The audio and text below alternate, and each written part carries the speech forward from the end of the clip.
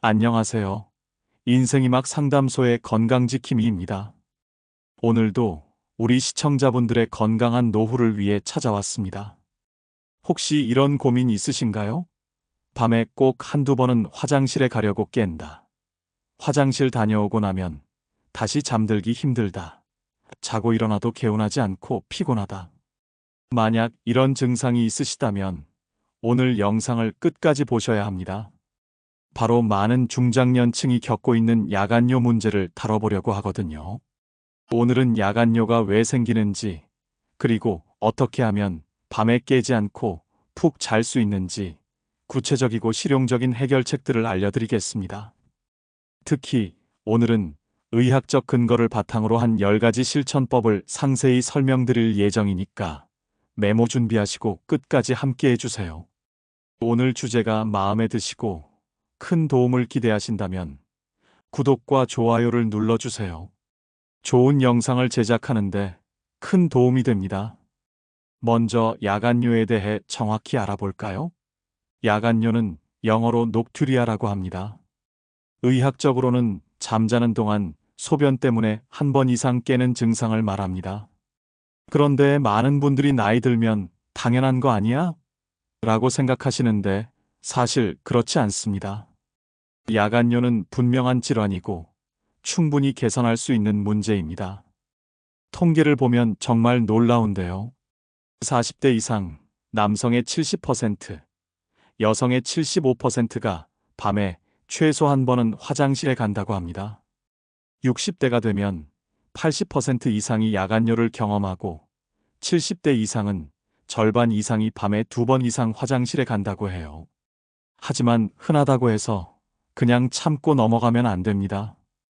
야간요는 단순한 불편함을 넘어서 우리 건강 전반에 심각한 영향을 미치기 때문입니다. 야간요가 왜 위험한지 구체적으로 설명드릴게요. 첫 번째, 수면의 질이 현저히 떨어집니다. 우리가 깊은 잠에 들려면 최소 90분에서 120분 정도의 연속된 수면이 필요한데 야간요 때문에 중간에 깨면 이 수면 사이클이 깨집니다. 그 결과 아침에 일어나도 피곤하고 낮 동안 집중력이 떨어지고 기억력도 나빠집니다. 두 번째, 낙상의 위험이 크게 증가합니다. 어두운 밤에 화장실 가다가 넘어지는 사고가 정말 많은데요. 특히 고관절 골절이 발생하면 회복이 매우 어렵고 장기적으로 거동이 불편해져서 삶의 질이 크게 떨어집니다. 실제로 65세 이상 노인의 낙상 사고 중 상당수가 야간 화장실 이용 중에 발생한다고 해요. 세 번째, 면역력이 약해집니다. 수면이 부족하면 우리 몸의 면역 체계가 약해져서 감기나 각종 질병에 걸리기 쉽습니다. 네 번째, 우울감과 스트레스가 증가합니다. 밤마다 깨다 보면 스트레스 호르몬인 코르티솔이 증가하고 이것이 우울감으로 이어지기도 합니다. 그렇다면 야간요는 왜 생기는 걸까요? 원인을 정확히 알아야 해결책도 찾을 수 있겠죠. 첫 번째 원인은 밤에 소변이 너무 많이 만들어지는 경우입니다. 정상적으로는 밤에 항이뇨 호르몬이 분비되어서 소변 생성이 줄어들어야 하는데 이 호르몬의 분비가 감소하면 밤에도 소변이 많이 만들어집니다.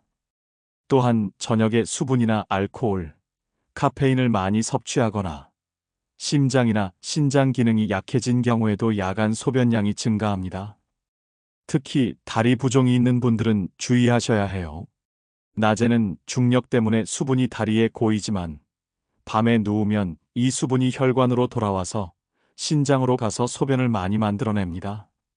두 번째 원인은 방광의 용량이 줄어든 경우입니다. 전립선 비대증이 있으면 방광이 완전히 비워지지 않아서 용량이 줄어들고 방광염이나 과민성 방광이 있으면 조금만 차도 요일을 느끼게 됩니다. 또한 방광결석이나 종양이 있어도 같은 증상이 나타날 수 있어요. 세 번째 원인은 수면 장애입니다. 수면 무호흡증이 있으면 잠을 자는 동안 산소가 부족해져서 뇌가 계속 깨어나려고 합니다. 이 과정에서 스트레스 호르몬이 분비되고 심장에서 나트륨 이뇨 호르몬이 분비되어 소변량이 증가합니다. 네 번째로는 당뇨병이나 고혈압 같은 만성질환, 그리고 복용하고 있는 약물도 야간뇨의 원인이 될 수 있습니다. 이제 가장 중요한 부분입니다. 야간뇨를 줄이는 구체적이고 실용적인 방법들을 하나씩 자세히 설명드릴게요. 먼저 야간뇨에 좋은 음식들부터 알아볼까요? 첫 번째로 호박씨입니다. 호박씨에는 방광의 과도한 수축을 억제해주는 성분들이 들어있어서 배뇨 기능을 개선하고 전립선 비대증이나 과민성 방광 치료에도 도움이 됩니다. 하루에 한 줌, 대략 20개에서 30개 정도를 아침이나 오후에 간식으로 드세요. 생으로 드셔도 좋고 살짝 볶아서 드셔도 됩니다. 두 번째는 오미자입니다. 오미자는 수렴작용이 있어서 소변을 방광에 잘 담아두게 해주는 효능이 있어요. 오미자차로 우려서 하루에 한두 잔 정도 마시면 되는데 저녁에는 피하시고 아침이나 오후에 드세요. 세 번째는 검은색 식품들입니다. 검은 참깨, 검은 콩, 미역, 다시마, 김 같은 검은색 식품들이 야간뇨에 도움이 됩니다. 검은 콩은 밥에 넣어 드시고 검은 깨는 볶아서 밥에 뿌려 드세요. 다만 미역이나 다시마로 국을 끓일 때는 염분을 적게 넣으시는 게 좋습니다. 네 번째는 콩류와 두부입니다. 콩이나 두부에 들어있는 성분들이 방광 기능 개선에 도움이 되는데요. 두부는 찌개보다는 구이나 무침으로 드시는 게 좋습니다. 다섯 번째는 칼슘이 풍부한 음식들입니다. 우유나 유제품, 멸치, 새우, 시금치, 브로콜리 같은 음식들이 좋은데 우유는 저녁보다는 오전이나 오후에 드세요. 반대로 피해야 할 음식들도 있습니다. 염분이 많은 국이나 찌개, 김치, 젓갈류는 피하시고요. 매운 음식이나 자극적인 음식도 좋지 않습니다. 특히 조개, 게, 새우 같은 차가운 성질의 해산물들은 방광을 불편하게 할 수 있으니 주의하세요. 가장 중요한 건 섭취 시간입니다. 좋은 음식들도 저녁 6시 이후에는 가급적 피하시고 잠들기 2시간에서 3시간 전에는 아무것도 드시지 마세요. 이제 생활 습관 개선 방법들을 알아보겠습니다. 방법 1. 수분 섭취 시간 조절하기. 가장 기본적이면서도 효과적인 방법입니다. 잠들기 3시간 전부터는 수분 섭취를 제한하세요. 하지만 하루 종일 물을 마시지 말라는 게 아니라 오후 6시 이후에는 조금씩만 마시고 잠들기 전에는 목만 축일 정도로만 마시는 것이 좋습니다. 특히 국물이 많은 음식, 과일, 아이스크림 같은 것도 수분으로 계산해야 합니다. 저녁 식사 때 국물을 많이 마시는 습관이 있다면 조금 줄여보세요. 방법 2. 알코올과 카페인 피하기. 알코올과 카페인은 이뇨작용을 촉진합니다. 저녁에 맥주 한 잔, 커피 한 잔이 야간뇨의 주범이 될 수 있어요. 특히 카페인은 오후 2시 이후에는 섭취하지 않는 것이 좋습니다. 카페인의 반감기가 6시간 정도이기 때문에 오후에 마신 커피도 밤까지 영향을 줄 수 있거든요. 방법 3. 다리 올리기 운동. 다리에 부종이 있는 분들에게 특히 효과적인 방법입니다. 저녁 시간에 다리를 심장보다 높게 올리고 30분에서 1시간 정도 휴식을 취하세요. 이렇게 하면 다리에 고인 수분이 미리 소변으로 배출되어서 밤에 갑자기 소변량이 늘어나는 것을 막을 수 있습니다. 구체적인 방법은 소파에 누워서 다리를 쿠션에 올리거나 침대에서 벽에 다리를 대고 올리는 것입니다. 매일 저녁 TV를 보면서 할 수 있는 간단한 방법이에요. 방법 4. 방광 훈련하기. 방광의 용량을 늘리고 조절 능력을 향상시키는 방법입니다. 낮에 소변을 보고 싶어도 10분에서 15분 정도 참아보세요. 처음에는 힘들지만 점차 시간을 늘려가면서 방광의 용량을 키울 수 있습니다. 또한 소변을 볼 때는 완전히 비우도록 하세요. 소변을 본 후 10초 정도 기다렸다가 한 번 더 힘을 주면 방광을 완전히 비울 수 있습니다. 방법 5. 골반적은 운동하기. 케겔 운동이라고도 불리는 골반적은 운동은 방광과 요도 주변 근육을 강화시킵니다.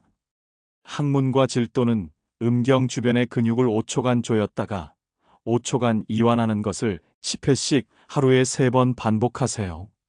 이 운동은 언제 어디서나 할 수 있고 특히 TV를 보거나 책을 읽으면서도 할 수 있어서 좋습니다.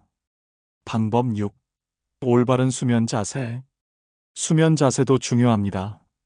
너무 높은 베개는 목을 압박해서 수면 무호흡을 악화시킬 수 있으니 적당한 높이의 베개를 사용하세요. 또한 옆으로 누워서 자는 것이 수면 무호흡을 줄이는데 도움이 됩니다. 방법 7. 일일 식단 가이드라인. 야간요 개선을 위한 하루 식단을 말씀드릴게요. 아침에는 호박씨 10개 정도와 검은 콩밥, 그리고 오미자차 한 잔이 좋습니다. 점심에는 두부 요리와 시금치 무침, 멸치볶음 같은 칼슘이 풍부한 음식들을 드세요. 오후 간식으로는 호박씨 10개에서 15개 정도와 견과류를 소량 드시면 됩니다. 저녁에는 담백한 음식 위주로 드시고 특히 6시 이후에는 수분 섭취를 제한하세요. 조리할 때는 국물보다는 볶음이나 구이, 무침 위주로 하시고 염분 사용량을 줄이는 것이 중요합니다. 방법 8. 적절한 운동하기. 규칙적인 운동은 전반적인 건강을 개선하고 수면의 질을 높여줍니다. 하지만 잠들기 4시간 전에는 격렬한 운동을 피하세요. 대신 가벼운 산책이나 스트레칭 정도가 좋습니다. 방법 9. 스트레스 관리하기. 스트레스는 호르몬 분비를 방해해서 야간뇨를 악화시킬 수 있습니다. 명상이나 깊은 호흡, 독서 같은 이완 활동을 통해 스트레스를 관리하세요. 방법 10. 안전한 야간 환경 만들기.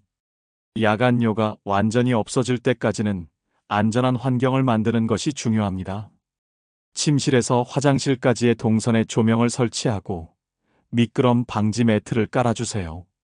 침대 옆에 간이 변기를 준비하는 것도 좋은 방법입니다. 그럼 병원은 언제 가야 할까요? 생활 습관 개선으로도 야간뇨가 나아지지 않는다면 반드시 병원에 가셔야 합니다. 특히 이런 증상이 있으면 즉시 병원에 가세요. 소변에 피가 섞여 나오거나 소변을 볼 때 심한 통증이 있거나 갑자기 야간뇨가 심해졌거나 발열이나 오한이 함께 있다면 감염이나 다른 질환의 신호일 수 있습니다. 또한 당뇨병이나 고혈압 같은 만성 질환이 있는 분들은 정기적으로 검진을 받으시고 복용하고 있는 약물이 야간뇨를 유발하는지 의사와 상의해 보세요. 병원에서는 소변 검사, 혈액 검사, 초음파 검사 등을 통해 정확한 원인을 찾고 필요하다면 약물 치료나 다른 치료법을 진행할 수 있습니다. 오늘 야간뇨에 대해 자세히 알아봤는데요. 가장 중요한 것은 야간뇨가 단순한 노화 현상이 아니라 충분히 개선할 수 있는 문제라는 점입니다. 특히 오늘 소개해드린 야간뇨에 좋은 음식들, 호박씨와 오미자, 검은색 식품들을 꾸준히 드시면서 생활 습관을 함께 개선해 보세요. 가장 중요한 건 섭취 시간인데 아무리 좋은 음식이라도 저녁 6시 이후에는 가급적 피하시고 잠들기 2시간에서 3시간 전에는 아무것도 드시지 마세요. 그리고 오늘 알려드린 10가지 생활 습관 개선법 중에서 본인에게 맞는 것들을 선택해서 꾸준히 실천해 보세요. 특히 수분 섭취 조절과 다리 올리기는 즉시 시작할 수 있고 효과도 빠르게 나타나는 방법들입니다. 무엇보다 안전이 가장 중요합니다. 야간뇨가 완전히 해결될 때까지는 안전한 환경을 만들어서 낙상 사고를 예방하시길 바랍니다. 잠은 보약이라는 말이 있듯이 밤에 푹 자는 것만큼 건강에 좋은 것은 없습니다. 오늘부터 한 가지씩 실천해서 꿀잠을 되찾으시길 바랍니다. 혹시 오늘 영상을 보시면서 궁금한 점이나 본인의 경험담이 있으시면 댓글로 남겨주세요. 지금까지 인생이막 건강상담소였습니다. 좋아요와 구독 알림 설정도 잊지 마시고 다음 영상에서 또 뵙겠습니다. 건강하세요.